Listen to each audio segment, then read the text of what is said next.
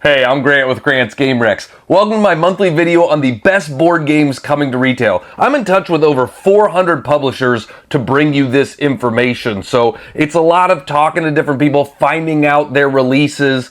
These are all games that are coming to friendly local game stores, big box retailers, online marketplaces near you. But before I get into the games for June, I want to tell you about a live show that I'm doing. On Sunday, July 6th at 7 p.m., I am bringing a mixed stand-up Green Team Win show to the Comedy Store, the world-famous Comedy Store in Hollywood.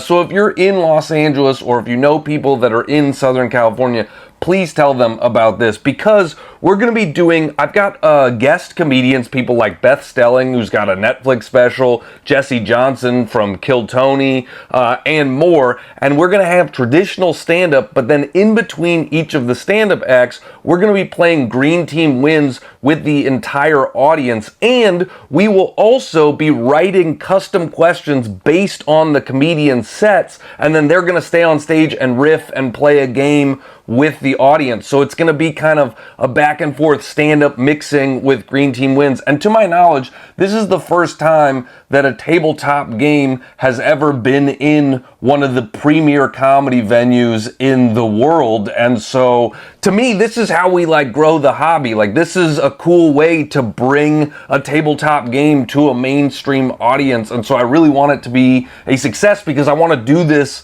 again. I want to keep doing this show once a month here in Los Angeles, and so I need this first one to be a success. So I'll put a link in the description of this video for tickets, but it's Sunday, July 6th at the Comedy Store.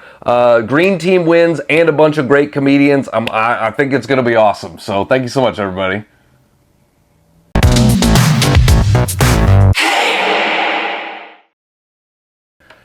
April and June were a little bit quieter months because of the tariffs and everybody delaying releases because of not knowing what's going on. And not that the tariffs aren't still affecting everybody and negatively affecting the board game industry, but we are back to a little bit more normal this month with retail releases. I've got 28 games that I'm going to talk about this month. That's not even all the ones that are coming out this month. We've got even more that I couldn't include, but you know, these 28 games I think are all great, and so hopefully you find something that you like here. As always, I do this in the alphabetical order of publisher. First up this month, 25th Century Games is releasing Wine Cellar. This plays 1 to 8 players in about 20 minutes, and it is a lightweight game. It is not a party game, though. This is an auction bidding tableau building game, and one of the things I really love about Wine Cellar, this was on my top 10 most anticipated games of the year. I've had a chance to play it. There are very few strategy games that play quickly and also play up to 8 players. That's just, there's not many games in that wheelhouse, right? Most games that play 8 players are party games, and then we have a few strategy games that play that many, but a lot of them are long affairs. There's just not that many quick strategy, high player count games, and so Wine Cellar is great for that reason.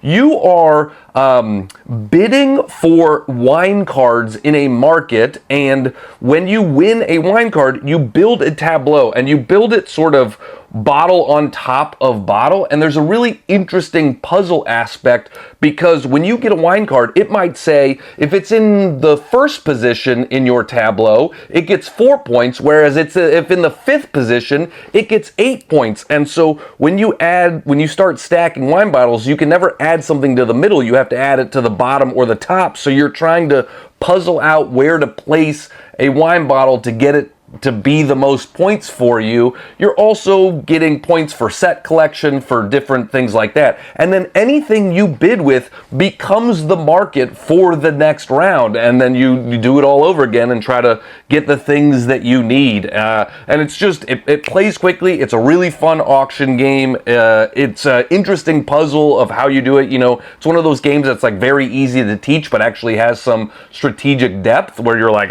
these are hard choices, even though the game, can be taught in a couple of minutes. So I like Wine Cellar a lot.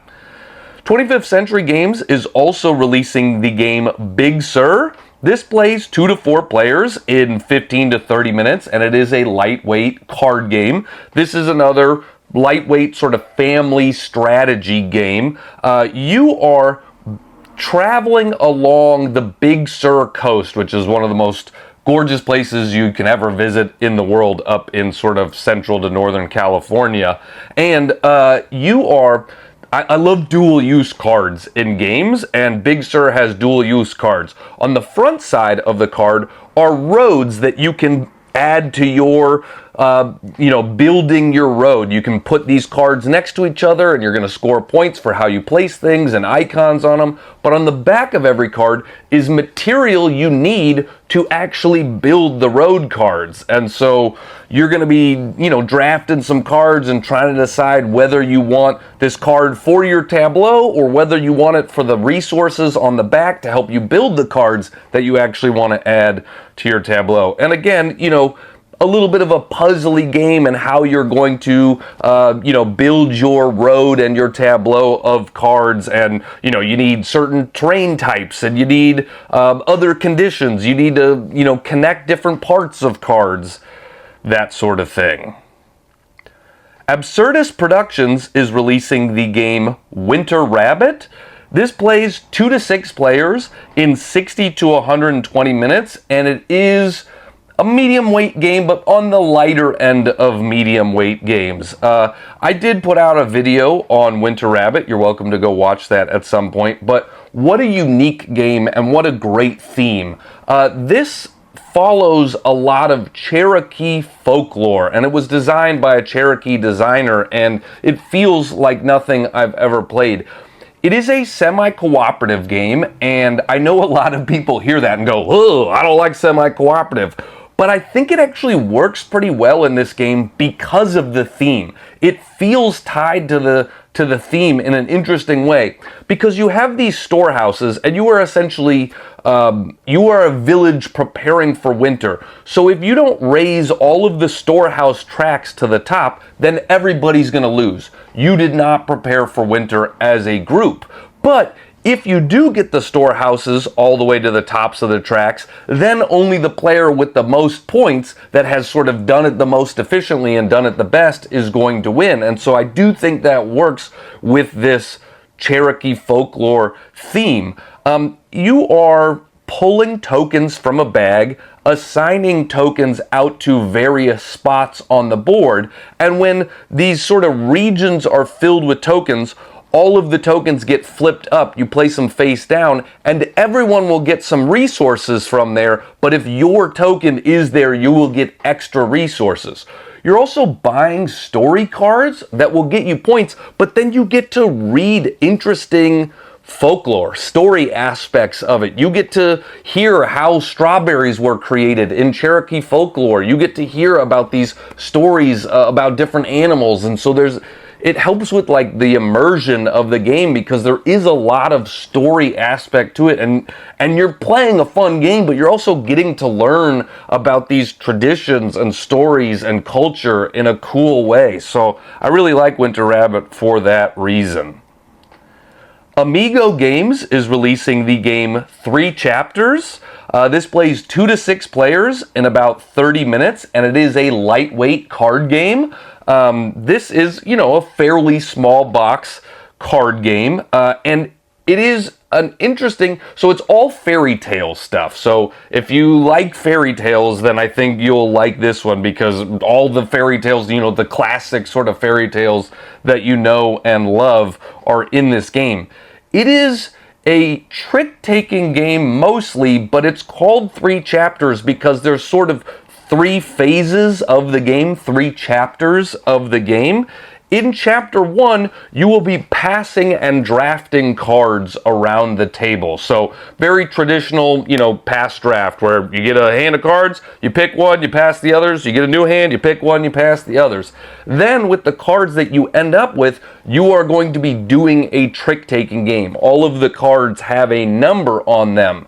And then in the 3rd chapter, you will be sort of laying down all of the cards that you played and building a tableau, and you will get combinations for cards. Like, if you have Tweedledee and Tweedledum, you will be getting extra points for that. If you have Jack and also the Giant, you know, you will be getting points. So you're trying to like find combos when you draft cards so that in the third phase you can get you know, extra points for playing cards that combo well together. So, you know, if you like fairy tales or if you like interesting trick-taking games, then 3 chapters might be for you. Allplay is releasing a number of small box games this month. The first of which I'll talk about is a game called Alibis. This plays 2 to 6 players in 20 to 30 minutes, and it is a lighter weight party game. This is, in my mind, party games kind of come in 2 ilks. They are the silly, laughy party games and the thinky, clever party games. And Alibis fits into that thinky, clever party game category.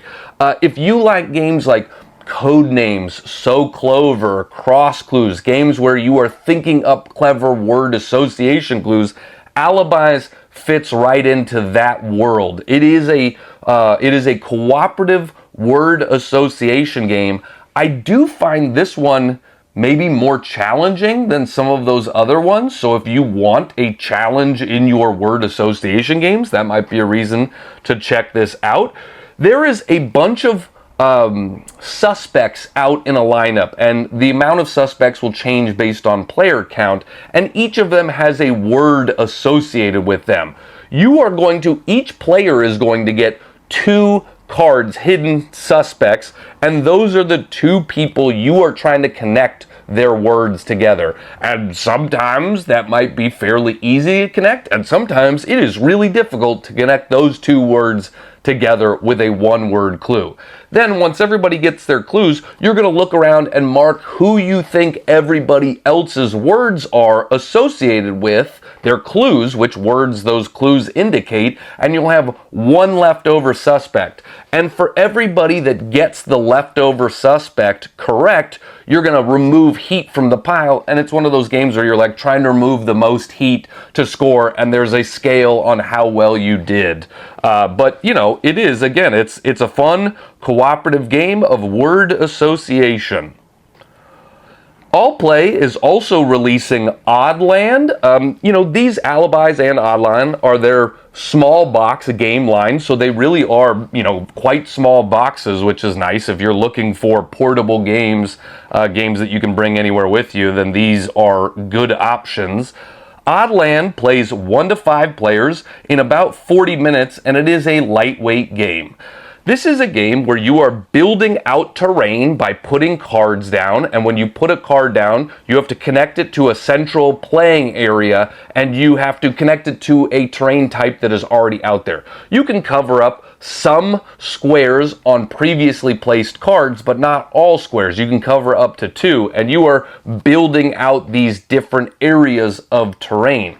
But every turn you place a card out there to build out the terrain, you also have to add one of your species tokens, and every species token is going to score you in different ways. You know, this species is going to score for the amount of shore in a terrain area, and this one is going to score for mountains in surrounding spaces. And so it's just it's a lot about how you're building out and when you are using which specific species token, and how you're going to sort of build an area that works for you, that scores you the most points.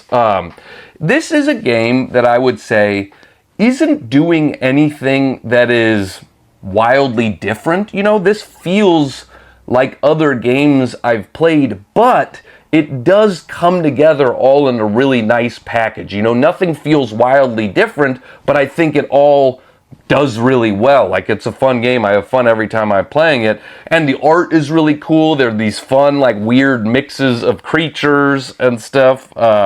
And so if you want a little puzzly game, then Oddland is one I can recommend. Allplay is also releasing the game Vegas Strip. This is another small box game from them. Plays 2 to 6 players in about 40 minutes, and it is a lightweight game. This is a bluffing, bidding game. And in a world where a lot of games are coming out all the time, Vegas Strip does feel pretty different. It feels pretty unique. It feels pretty funky. Like, I can see some people really liking this game and other people being like, man, that's a weird mix of stuff that doesn't work for me. But if you like bidding games, if you like bluffing games, I have really enjoyed playing Vegas Strip. One of the cool things about the game is you play mostly in teams. There is a mode to play at, in odd player counts, but I imagine it works best in the teams. 4 players is probably like the sweet spot for Vegas Strip. So you are doing things with your teammate. There are a bunch of casinos, and you are putting token tiles down on there that are your bids for the casino. You can play up to 2 of your tokens on one casino, but there are a number of casinos out there. And at the start of the round, you have decided one casino that is rigged and one casino that is secure. Whoever has the most value on their tiles at a rigged casino is going to win all of the money there, because you rigged it, you're cheating at that casino. But at a secure casino, the person who plays the most in their tiles there gets nothing, because that casino's secure, they've got good security, and everybody else splits the pot there. So it's a lot of like going to a place and then you're going, oh, are you going there with a high value because you want me to think that that is your rigged casino, or are you trying to fake me out? And you're just doing a lot of bluffing in how you're playing out stuff. It's a nice game. It's a game that allows for bluffing without having to lie. There's not like a social deduction element where you're having to lie through your teeth to your friends. It's just how you're playing out stuff is giving information, and you're trying to think about double crossing and out clevering and stuff other people. So it is a fun, unique auction, like bidding game for sure. Allplay is also releasing the game Slambo. This isn't even a small box game. They have a new line called Tiny Box Games. So we went from a box about that size to a box about that size. It's probably less than half the size of their small box games. So if you want an even smaller game, then check out Slambo. This plays 2 to 4 players in about 10 to 15 minutes, and it is a lightweight card game.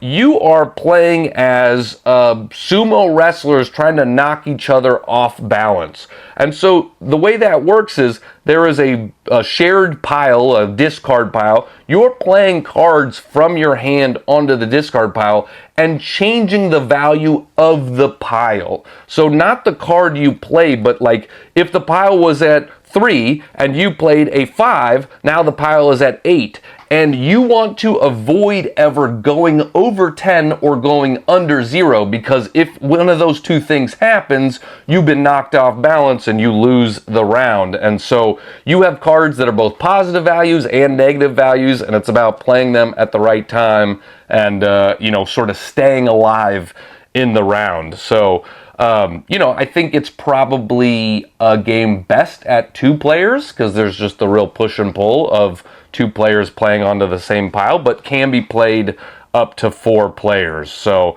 if you like hand management, then check out Slambo. Asmodee is releasing the game Happy Mochi.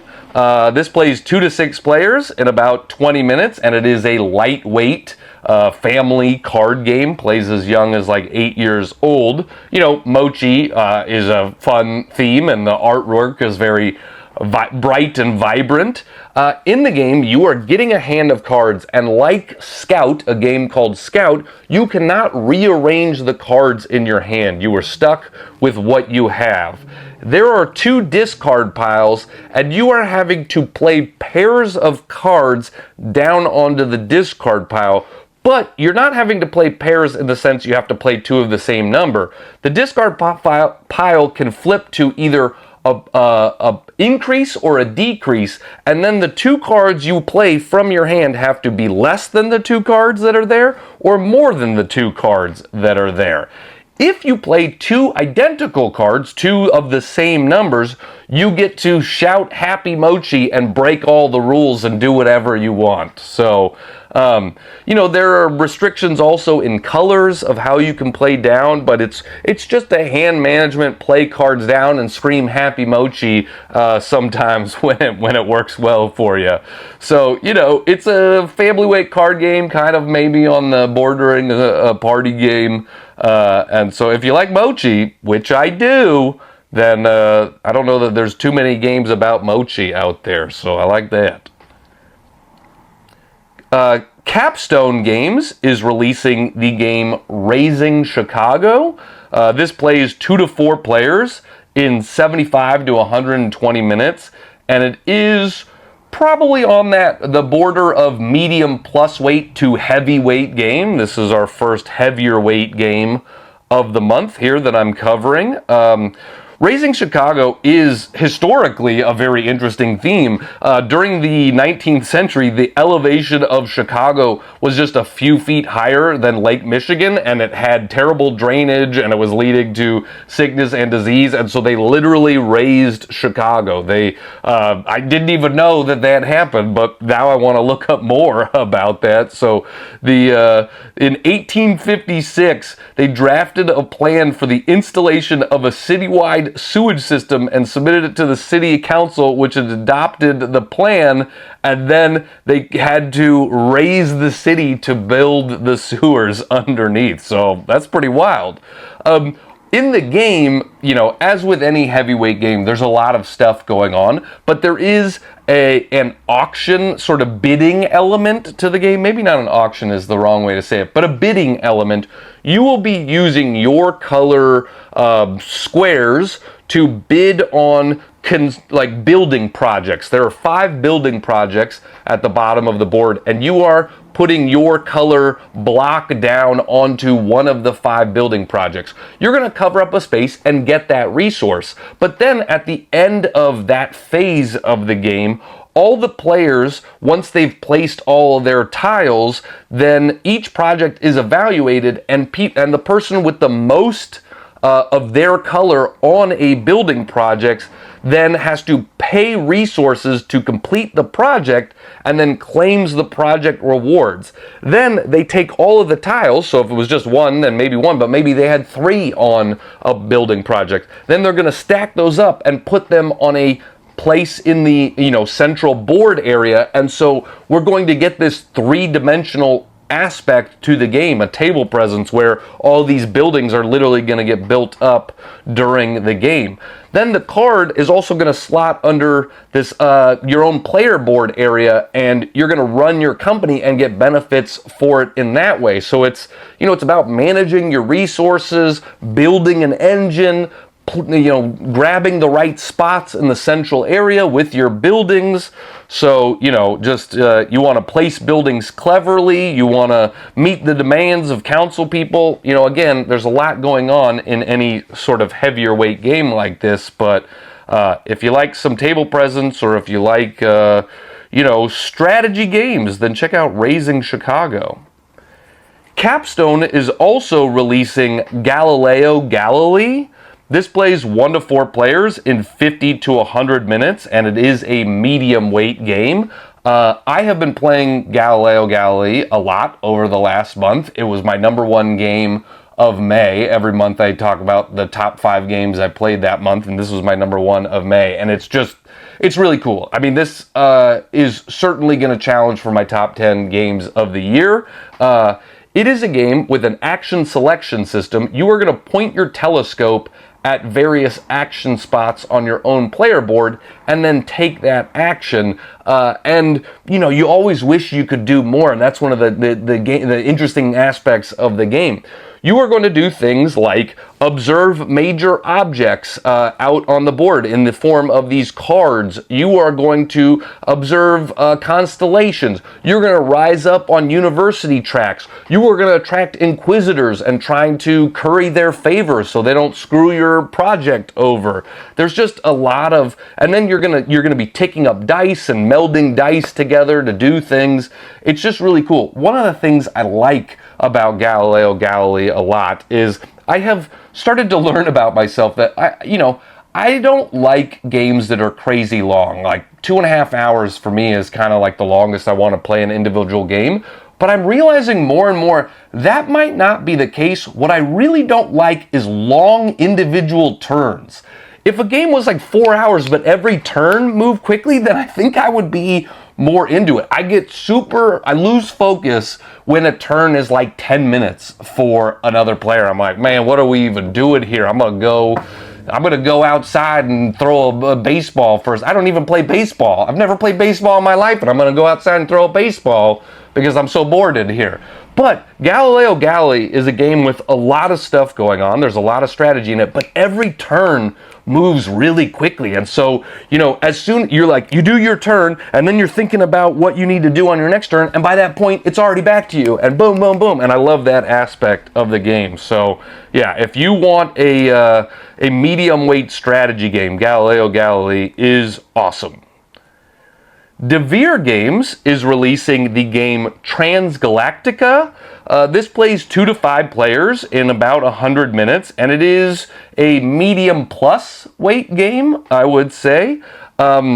Transgalactica is a cool space game. The Galactic Senate has launched the Transgalactica Decree in order to increase their knowledge and influence beyond the already well-known fringes of the galaxy. So thematically, I like that aspect of it. I mean, I'm a big sucker for space games, personally.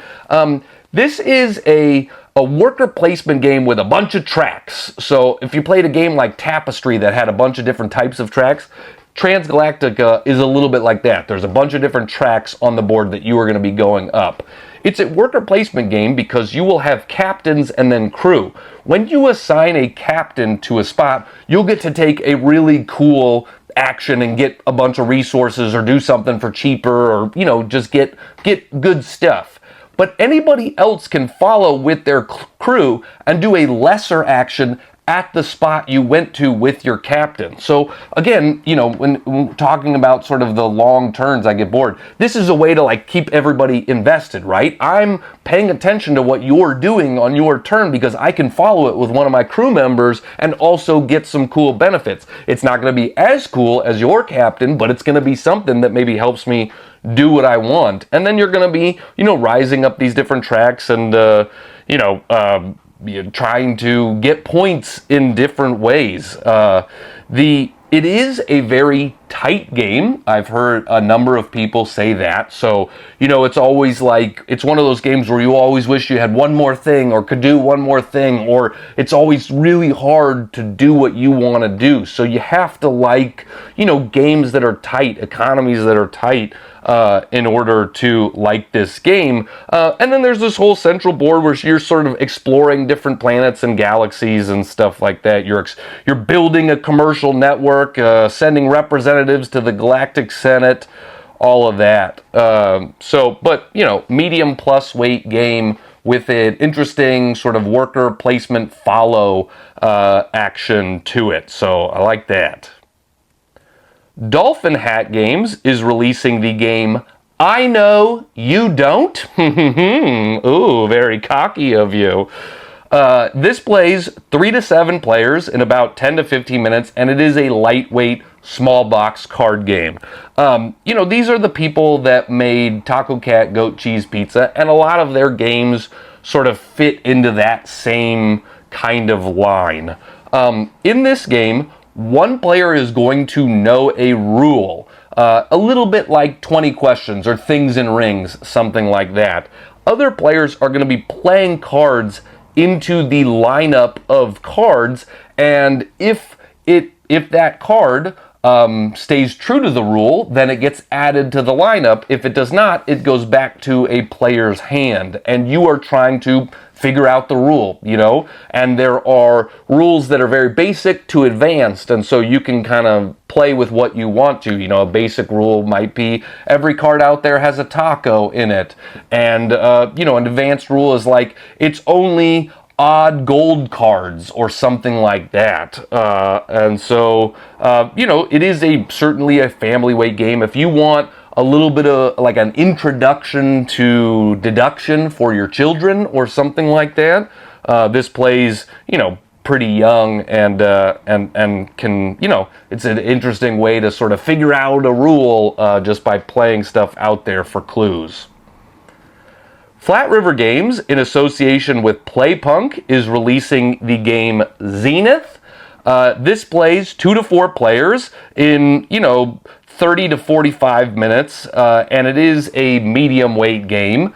It is, so if you play it at, I don't even know if there is a 3-player version of this game. I know that it plays 2 players and it plays 4 players. There might be a 3-player version of it. But 2 players is literally a head-to-head game, and 4 players is 2v2. And so you are playing cards down in a lane battle system. But there's also tracks you can go up for benefits. There's other special abilities that you can get. It almost feels like more strategic air, land, and sea, or something like that, where you are playing cards down and getting benefits and power of those cards, but you are trying to, it's a tug of war on each lane where you are moving these tokens back and forth and trying to get them to your side. And to win the game, you need a certain number of tokens, either of the same color, of different colors. There's multiple paths to victory.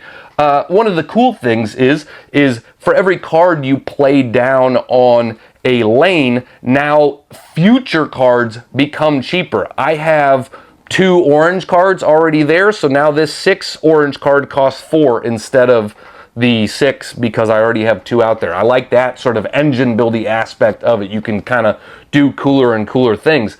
There is a little bit of a lift like the first 1 or 2 times you play. There's a very good player aid that has all of the iconography and special abilities, and your first game or 2 you are certainly going to be looking at that player aid because there's a lot of iconography in the game. It's not overwhelmingly difficult or anything like that. It just is something to note that you will be looking at this thing and learning the iconography.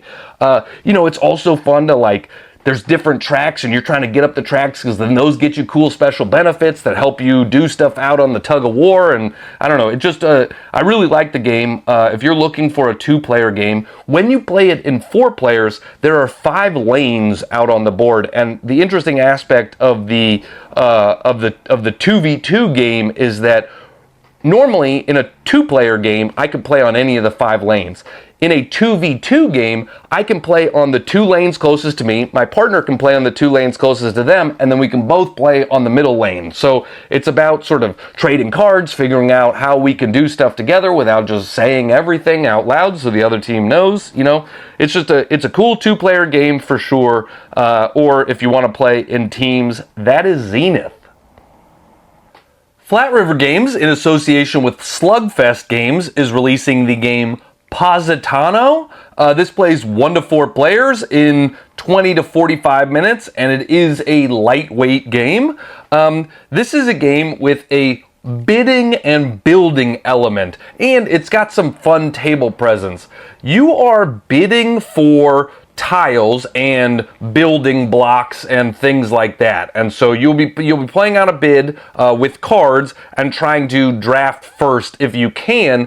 You can build a building location because the game comes with this 3-dimensional hillside almost. Imagine, you are overlooking the ocean and there is some levels to this board, and a tile might say like A3 and you're building on the first column of the 3rd level right there. You're also going to get some building blocks. Those building blocks are going to literally stack up on top of each other and build a certain height. If your building gets blocked by another building in front, then you're going to lose points from that. And so you can build up every sort of floor on a building that can see the ocean is going to score points for you.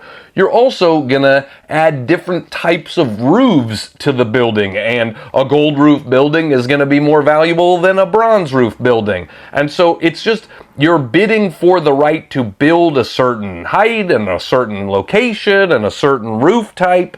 And by the end of the game, you have this really 3-dimensional, playing area. Not only because the board itself is 3-dimensional, but because you're building these buildings on top of it and building up at different heights. And so it looks really cool. It also plays quickly. You know, this is one that plays like ages 10 and up, family weight game. So if you want like a fun family game with some three-dimensionality and, you know, a little bit of strategy, then check out Positano. Floodgate Games is releasing the game Hedge Mage. It's so hard to say that. Hedge Mage. This plays 2 to 4 players in 30 to 45 minutes, and it is a medium weight game, but on the lower end of medium weight game. In Hedge Mage, you are going to have your mages on a different player's player area. Essentially, you're going to have the player to one of your right or left. You're going to have their mages on your board. And then you are going to get tiles and build a hedge maze for them, and you're trying to block them out. They want to get around the board and pick up gnomes and score points for getting to various places, and you're trying to place these polyomino tiles out on the board to block them and make them take longer to get to places. At the same time you're doing this to someone else is doing it to you, right? You have your mages on a different board, and you're trying to move your mages around and pick up gnomes and do some set collection and, you know, all this stuff out here. But, you know, it's a little bit like a living maze, right? Where more tiles, more polyomino tiles are going to get put out there, and so you're going to have to adjust to how someone else is building the maze for you. And because you are all building your own mazes, it's going to look different on every board, even though each of us is putting out the same. You're flipping over like a card. That's telling you what type of polyomino tile to put out. So we're all putting out the same tile, but we're going to put it in different places and use them in different ways. And so, yeah, if you like a little, if you want a living maze game, then check out Hedge Maze. I want to say Hedge Maze, obviously, but that's the cleverness of this. Hedge Mage. So, yeah, it seems fun to me. I try to include a lot of different types of games in this video. I want there to be something for everybody, from kids games to heavyweight games. So next up we have, from Hachette and Scorpion Masqué, we have Mooki Island. This is the first game on this list that's really meant for younger kids. This plays ages 4 and up. So if you're looking for something for a young child, then this might be for you. Plays 2 players in about 10 minutes, and it is obviously very lightweight. There's a lot of really adorable artwork on here. They are these things called Mookies, and it is a set collection game where you are trying to collect Mookies of the same type, but mixed into the deck is going to be spiders, and you don't want spiders because spiders scare away stuff. And so if you want just a quick set collection game for a young child, but with a lot of really pretty artwork. The other interesting decision of the game is that every card is double-sided, so when you take a card, you can look at both sides and then choose which side you want. So that's a fun decision for a young kid. You know, start making some real game choices of like, which one of these is going to be better for me and what am I working towards and collecting. So that's Mooki Island. Cosmos is releasing the game One of Us. This is a party game for 3 to 7 players, plays in 20 minutes, and it is very lightweight. This is a game of, you know, it's probably a better game if you know the people that you're playing with, because in One of Us, a question's going to come up and it's going to be like, who at the table do you think looks most like a cat? Or who is most likely to risk a daring skydive? And then we're all going to vote for who we think is most likely to at the table, and you only get points if you're in the majority. So, you know, it's a little bit of like light roasting your friends, you know? You're like, well, you definitely look like a cat, man. I feel like I see you cleaning your whiskers all the time, you know? I literally have whiskers. And so, yeah, if you want to kind of, you know, roast your friends and have a laugh about everybody, that's why I say it's definitely, you know, probably better amongst friends, amongst people you know, amongst family, rather than just pulling this out with strangers. And you're like, you're going to go skydiving for sure. And they're like, why? I hate heights. And you're like, I don't know. I just judged a book by its cover. So if you want like a party game for friends, then check out One of Us. Cosmos is also releasing the game TowerBrix. This plays 1 to 6 players in about 20 minutes, and it is a lightweight game. In TowerBrix, you have objective cards, but those are secret. Those aren't shared with anybody else. And then you are using these three-dimensional blocks to build a structure in the middle of the play area. It is a cooperative game, and you are trying to satisfy everybody's objectives, everybody's condition, but I can't be like, no, I need red blocks on the bottom. We just kind of have to figure that out by how we're placing stuff, and no, not everybody's satisfied. Okay, let's change some stuff around. Are you satisfied now? No? Okay, we're gonna keep changing stuff around. So, you know, a little bit of a dexterity game with the building element, and then hidden objectives and kind of a puzzle, a cooperative puzzle to figure out for everybody. That's TowerBrix. Lucky Duck Games, in association with Van Ryder Games, is releasing The Dark Quarter. This plays 1 to 4 players in 120 to 180 minutes, and it is a medium weight game.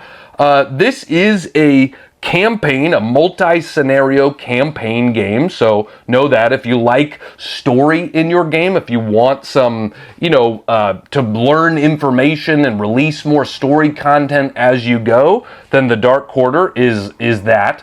This is certainly an adult story. This is like, you know, you have to be okay with adult themes and kind of dark noir themes.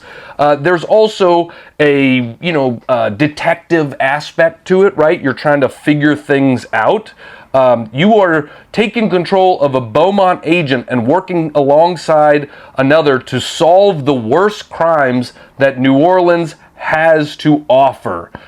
And when you make decisions in the game, it's going to affect the story. This is an app-assisted game. This is an app-driven game. So, you know, there is a physical element. There's a bunch of board game elements to it, but then you will be inputting information into an app, and that will be telling you more information and releasing story and telling you sort of the context of what you're doing and also the consequences of the choices that you made. And so it is a dynamic story like that. You know, I avoided app games for a while, but now I've really realized that the good ones still have a tabletop element. It's not like this app is replacing the actual board game. It's just helping with the world building of it, and it makes it feel a little bit more you know, immersive. And so I'm okay with it now at this point in my life. So you're going to be doing some dice rolling and some leveling up. It has like sort of the same leveling up system that Destiny's has, with the dice rolling and successes and moving cubes up that help you get more and more successes. So yeah, again, adult theme, sort of detective, cooperative campaign storytelling game, The Dark Quarter. On the opposite end of the spectrum, McMiller Games is releasing the game Fish Fight. This plays 4 to 20 players. It is a lightweight, wacky party game.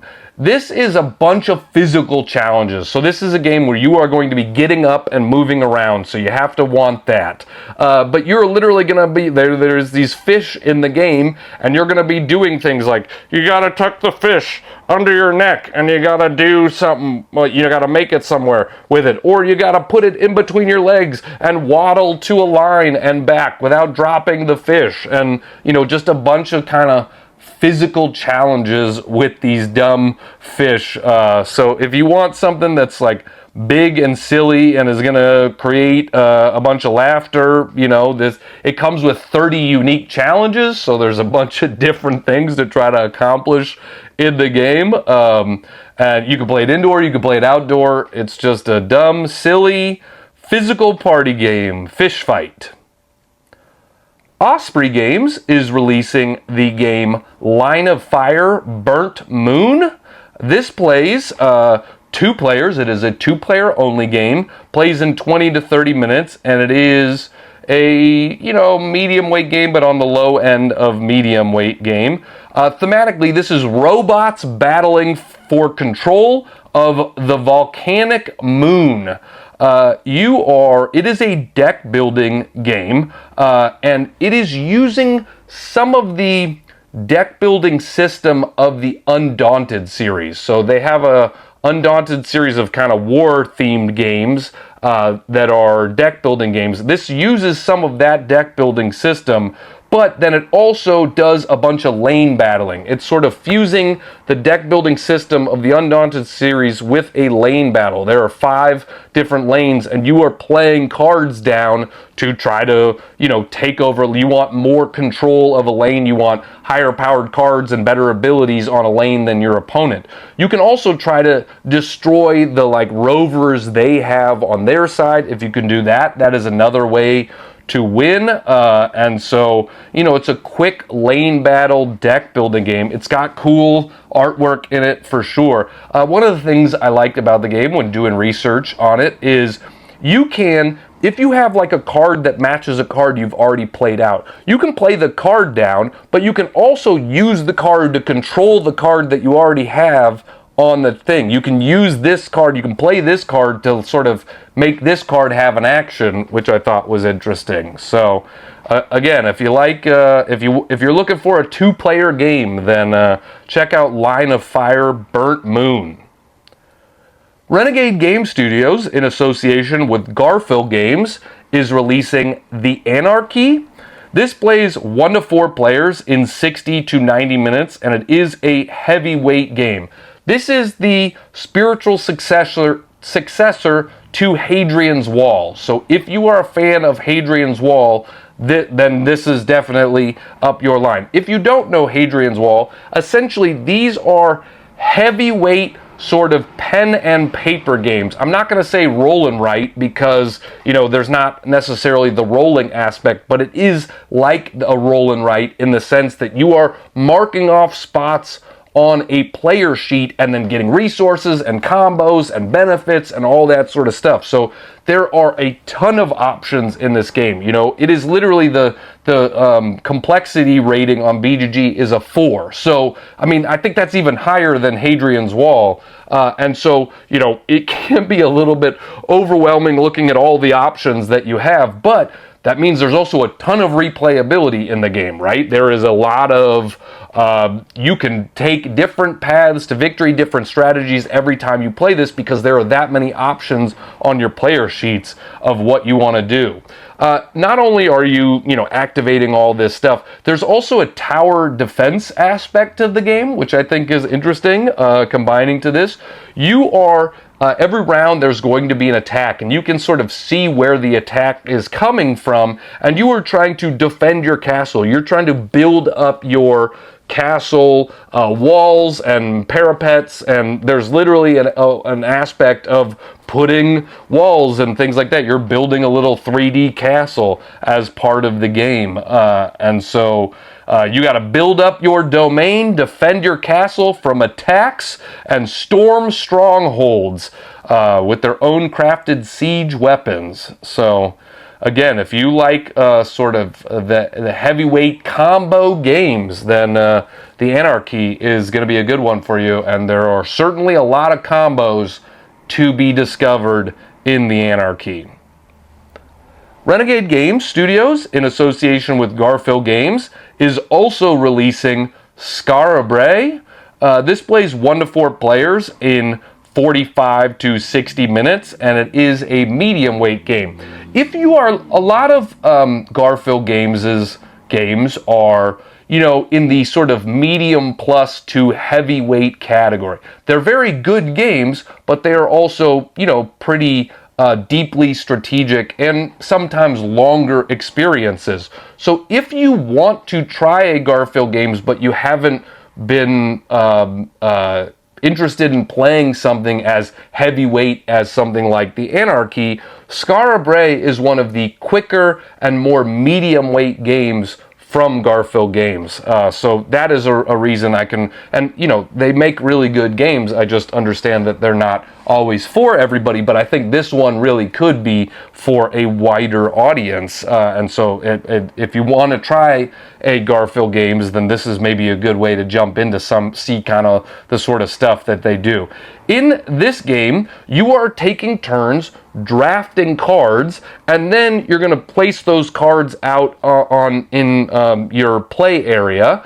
And when you have two cards that are like the same, you're going to put them on top of each other and get extra resources. So there's an engine building aspect to it of getting cards that are similar to cards that you've already gotten. Then you also have workers, and you're going to use those workers, you're going to assign them to different cards that will allow you to do things like furnish, cook, craft, clean, trade. All of these different actions are available for you. You start the game with one worker, and so the first round you only get like 3 worker placement things, but you get 4 workers by the last round, so there's a nice ramp up to the game where you're doing a lot more by the end of the game.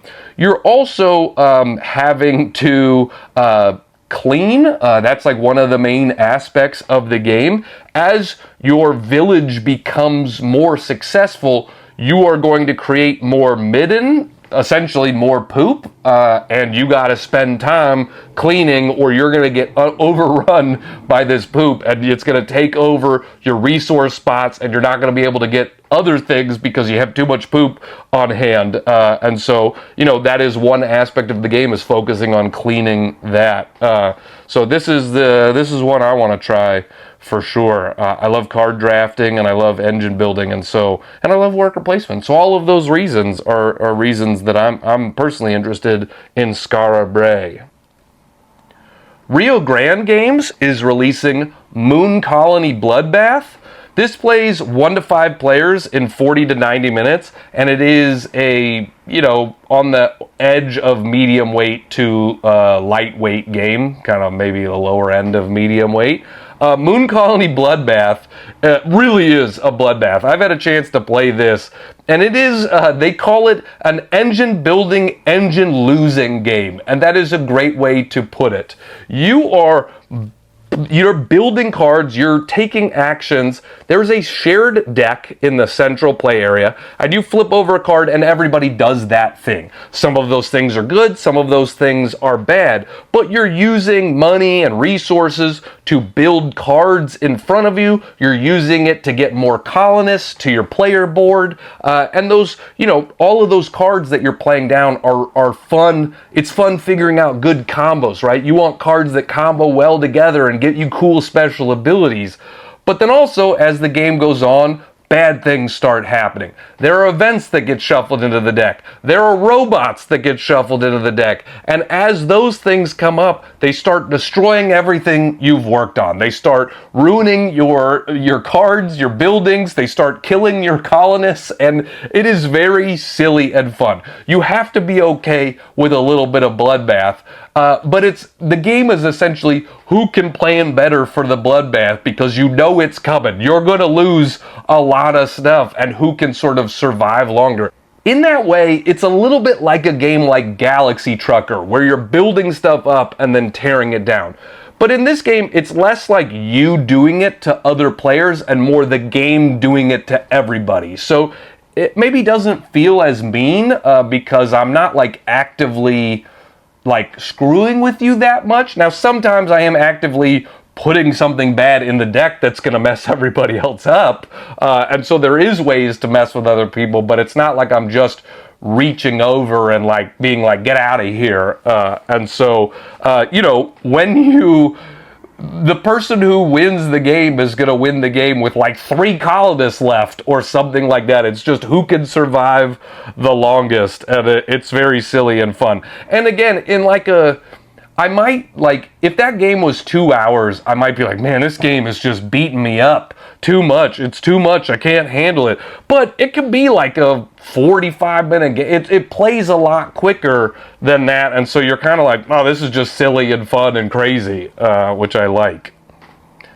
The Op is releasing the party game How Many What? This plays 3 to 8 players in 20 minutes, and it is a lightweight party game. This is a game where it's kind of a trivia game, but it's not a trivia game because all of the stuff is really random. It is information like, how much does a T-Rex weigh in feathers? Or something like that. It's a piece of information you would never have, that you would never know. That's why it's not really a trivia game, but you're kind of answering questions, you know? It's all this kind of weird comparing things to other things, you know? How many sugar cubes tall is a baseball? And then you are writing your answer and then putting it out. Well, you can, like a game like Wits and Wagers, you don't have to like bid on your own guess. Once you see some other guesses, you can go, oh, I think you're right there. That seems more right. How many ladybugs long is a crayon? You know, it's just a fun comparison sort of stuff. And you'll get points for being the closest with your answer, but you'll also get points for betting on which answer you thought was the closest and sort of marking that one. And so this is definitely a party game that I can see being very silly and funny and memorable, right? Where you're like, you wrote that much? You thought that it weighed that many feathers? And stuff. So yeah, if you like social party games of ranking things and sort of a weird, a kind of weird random take on trivia, that's kind of fun, then check out How Many What. Very Special Games are releasing Bloomchasers, a delightful 3D tree game of flowers and wits. This plays 1 to 6 players in 20 to 45 minutes, and it is a lightweight game. This game is all about the table presence. You are literally starting with this cool tree branch, and then you are going to be pulling branches from the bag and adding them to the tree and building up the tree as the game goes along. Then you will be drafting a weather card, and that weather card is going to tell you how you can add your own color buds to the tree. You can add it onto the branch you just placed. You can add it next to a different player's bud, things like that. And you're trying to create patterns to then put your flower tokens out on the tree, and ultimately you're going to score points for the different flower tokens you have on the tree by the end of the game. And so really it's just like where do you want to build and how are you going to create these different patterns to get your flowers out onto the tree. Plays very quick, and I think you could play this with probably with like a 8-year-old and up, but it is very good looking on the table for sure. You have this fun toy aspect element to the game, which is really great. So I like it for that reason. Bloomchasers. And last up this month, WizKids is releasing DC Forever. This plays 2 to 4 players in about 30 minutes, and it is a lighter weight to upper end of lighter weight, lower end of medium weight, there's a lot of games that kind of fall into that, family strategy game sort of thing, but maybe an upper end of that. Okay, moving on. DC Forever is a deck building game, but it's slightly different in that you're not just buying cards to add to a deck. You are picking 2 characters from the DC comics, and each of those characters is going to have their own asymmetric deck and their own asymmetric play style. And as the game goes on, you can recruit new characters to your team that will then come with their own decks and their own, play styles and special abilities and stuff like that. So you're almost doing deck building by getting new characters, not just by adding cards. And then, in the game, one player is playing as essentially the good guys, and one player is playing as the bad guys, and you are clashing head to head. So as the good guys, you want to go save these innocent bystanders, and as the bad guy, you want to complete these schemes or not let the heroes save the bystanders. You want to knock out all of the heroes, because if you can knock them out, there's nobody to oppose you. And so, if you want asymmetric decks and DC characters, or if you like deck building games, then all of those are reasons to check out DC Forever. Those are 28 games coming to retail here in the month of June. I hope you are having a great time playing games out there. I'll be at some conventions coming up. I'll be at RageCon in Reno at the end of June. I'll be at CharCon in Charleston, West Virginia in July. I will be at Gen Con. I will be at Grand Con. I'll be at a bunch of stuff. You're always welcome to check out my website and see where I'm going to be. So, as always, I hope you found some games that you're excited about, that you're interested in playing, and thanks so much for liking, subscribing, sharing these videos, and all that sort of stuff. So, thank you so much. All right, take it easy, everybody.